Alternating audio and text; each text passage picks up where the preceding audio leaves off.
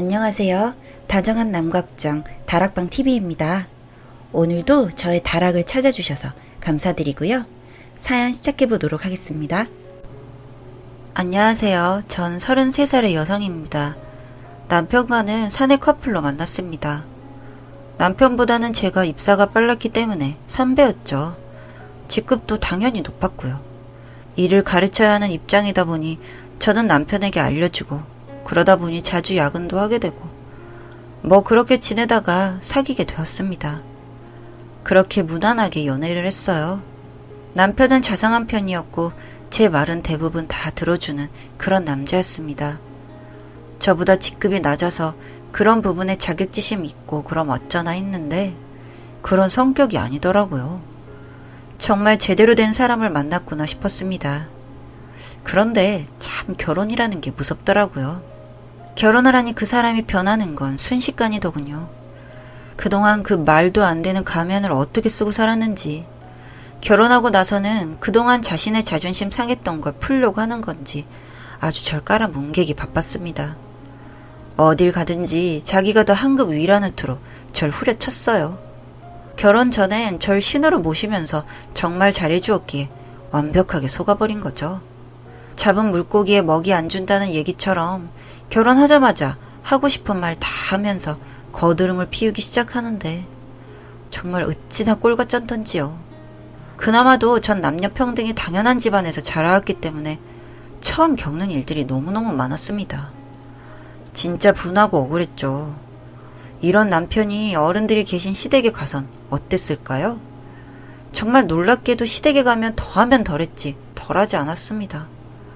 절 여편네라고 부르는데 전 제 귀를 의심했어요. 어떻게 이렇게 무식한 남자를 남편이라고 앞으로 믿고 살아야 할지 정말 깜깜해지더라고요.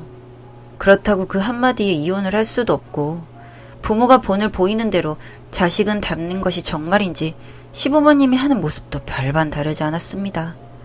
아주 판박이처럼 똑같았죠. 예를 들면 시어머님이 뉴스를 보시면서 말을 걸면 아버님이 입 다물고 가만히 좀 있어. 아는 것도 없으면서 라고 하십니다. 입 다물고 있으래요. 아는 것도 없으면서. 와, 진짜 아버님만 아니면 한 대 치고 싶었습니다. 사실 어머님이 한글을 잘 모르시거든요.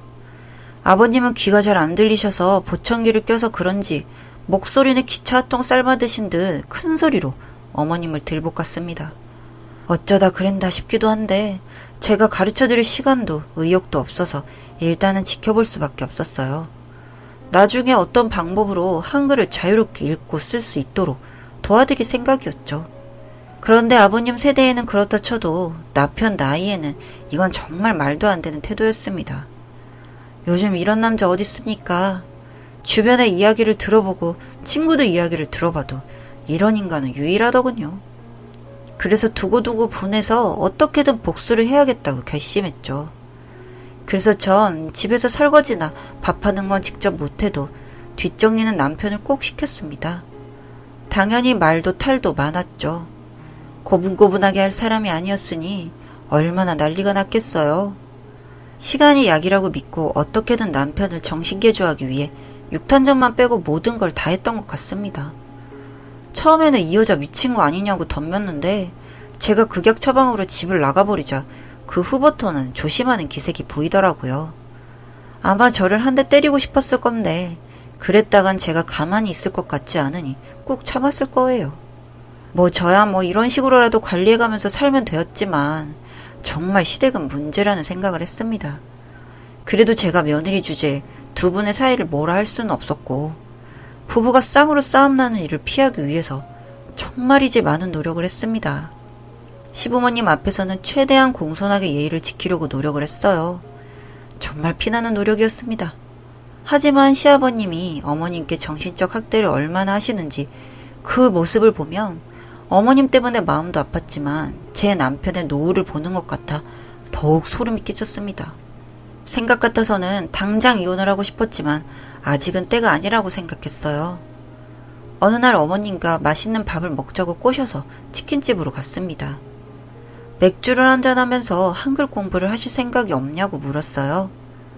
얘는 이 나이에 뭘 공부하냐.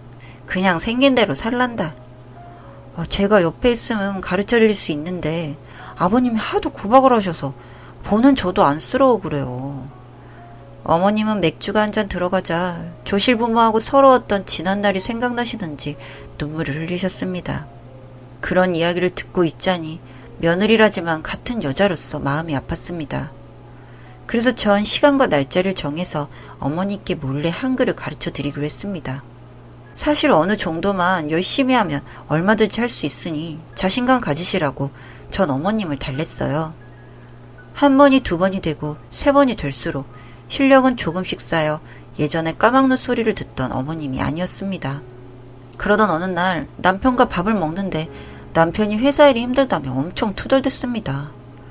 얘기를 들어보니 팀원 중에 여직원이 있는데 성격이 안 맞는지 자꾸 대든다는 겁니다. 어떤 마음인지 이해가 될 지경이었습니다. 남편이 이해가 되는 게 아니라 여직원이요. 같은 직장에 다니니 일거수일투족을 다 하는데 저한테 하듯 했다가 진짜 쳐맞지 않는 게 다행일 텐데요. 점점 저도 쌓일 만큼 쌓이니까 도저히 안 되겠더군요. 전 이놈의 집안을 뜯어 고치겠다고 마음속으로 선언하고 하나씩 일을 실행해 나갔습니다. 우선 어머님과는 일주일에 한 번씩 아버님 등산 가시거나 기원에 가실 때 한글을 집중적으로 가르쳐 드렸습니다. 다행히 남편이나 아버님은 눈치를 못 채시는 것 같았어요. 그렇게 공부를 하시니 처음엔 글자도 모르셔서 고생을 하시던 분이 간단한 단어를 읽고 쓸 줄 아시게 된 겁니다. 정말 이런 게 보람을 느낀다고 하나보다 하며 정말 행복했습니다. 한글을 배우기 시작하시면서부터 어머님은 표정도 밝아지시고 한결 생활이 나아지게 되었어요. 한편 남편은 처음엔 징징대더니 계속 시켰더니 그래도 개수대에 설거지거리도 넣어놓고 기분 좋으면 청소기도 돌려주곤 하더군요. 그런데 문제는 생각지 않은 곳에서 터졌습니다. 아버님 집안에서 대대로 물려받은 선산에 문제가 생겨서 소송을 하게 되신 겁니다. 마침 제가 법대를 나왔고 어머니와 그것에 관해 얘기를 하게 되었죠. 당시에 작은 아버님이 선산 일부의 명의자였는데 개발이 된다는 말을 믿고 선산을 조각내서 매각을 한 겁니다. 사기를 제대로 당한 거죠. 아버님은 선산을 귀하디 귀하게 여기신 분이라 동생인 작은 아버님을 죽어라 욕하면서 잡히기만 하면 가만 안 놔둔다며 부르르 떠셨습니다. 작은 아버님은 일찍 캐나다로 도피한 상태고 사촌들은 모르는 일이라고 다들 잡아떼기 바쁘더군요. 나중에 한 일이지만 작정하고 버리신 일이었더라고요. 너무 화가 나기도 하고 이번이 기회다 싶어서 저는 어머님과 구청과 법원을 다니면서 하나씩 일을 해결해 나가기 시작했습니다. 물론 시간이 걸렸고 품이 드는 일이었지만 참고 인내하며 하나씩 열심히 하다 보니 큰 그림이 보였고 적어도 큰 문제는 해결한 셈이었죠. 아버님은 한글도 모르는 여편네가 뭘 했다는 거냐며 무시를 하셨는데 어머님은 그 자리에서 또박또박 왜 사기를 당했으며 이걸 무슨 죄목에 해당하며 형량은 어느 정도 나올 것이라고 얘기를 하셨는데 그 순간은 제가 봐도 너무 멋지셨어요. 정말 감동이 물밀듯 밀려오더라고요. 아버님은 놀라서 임자 어떻게 된 거야? 그러면서 안색이 달라지셨죠. 그렇게 며느리와 시어머니의 공조로 선산도 되찾고 그 공으로 아버님은 평생 어머니께 미안했다며 조그만 상가를 선물하셨습니다. 어머님은 늘 구박만 받다가 아버님께 인정을 받으니 뛸 듯이 기뻐하시더군요. 그동안의 서름이 좀 풀리는 것 같다고 해주셔서 저까지 덩달아 마음이 흐뭇해졌습니다. 이렇게 큰일을 하나 처리하고 나니 그 후론 남편도 제게 함부로 하지 못하고 늘 똥마려운 강아지처럼 옆에서 긴장하면서 살고 있습니다.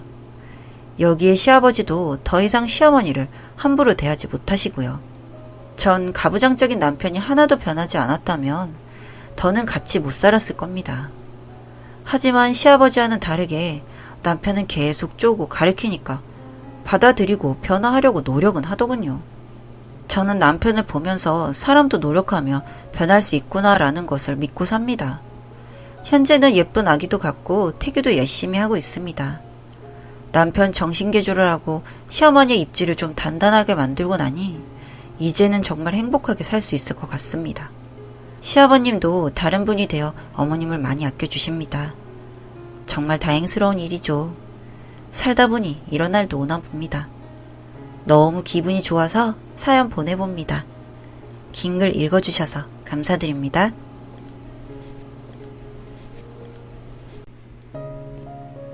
다정한 남걱정 다락방TV였습니다.